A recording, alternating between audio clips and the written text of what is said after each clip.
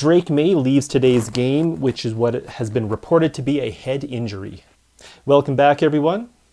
If you're new to this channel, my name is Dr. Stephen Wilson, and here on this channel we analyze the replay and then break down the mechanism of sports injuries. So if that's the type of content that interests you, then please consider liking and subscribing to this channel.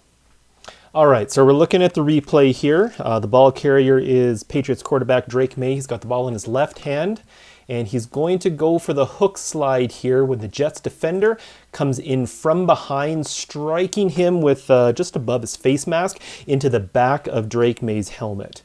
There we can clearly see the impact as Maye was going down. He was not expecting that impact to come from behind.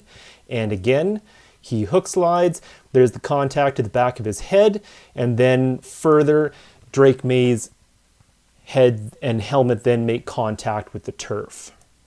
So what this play is going to do, the impact and the outcome of what's going to happen here, he's sliding, the impact is made right there. So what's happening in this situation, Drake Maye's head is moving at the same speed of his body as he hook slide, as he's going down. But when the Jets defender comes in and makes contact with the back of his head, that is going to increase the rate of speed at which Drake Maye's head is traveling. It's going to increase the motion of his skull. So the inside of his skull bone at the back, his occipital bone, that is going to push in to his brain, and that is going to set off the dysregulation of Drake Maye's electrical circuits in his brain, therefore initiating the cascade of events in which a concussion occurs. And to further that, the left side of his head here also makes contact with the turf, even further allowing the inside of his skull bones to bump up against his brain. It's that bumping, it's that impact of the soft tissue of his brain onto the inside of his skull bones. That contact is what initiates a concussion.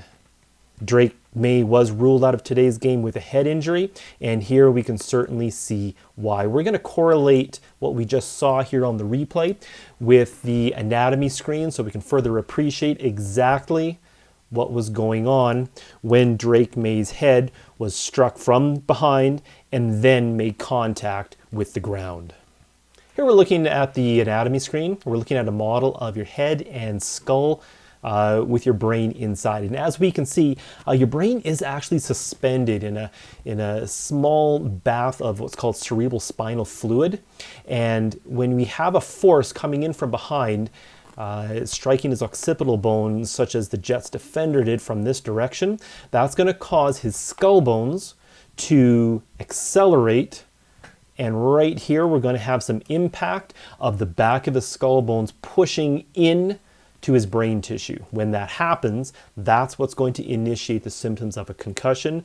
That's what's going to cause the electrical circuits in his brain to depolarize, setting off these symptoms of a concussion such as dizziness, headache, confusion, nausea, ataxia. The list goes on. But Drake Maye, he was taken into the blue tent.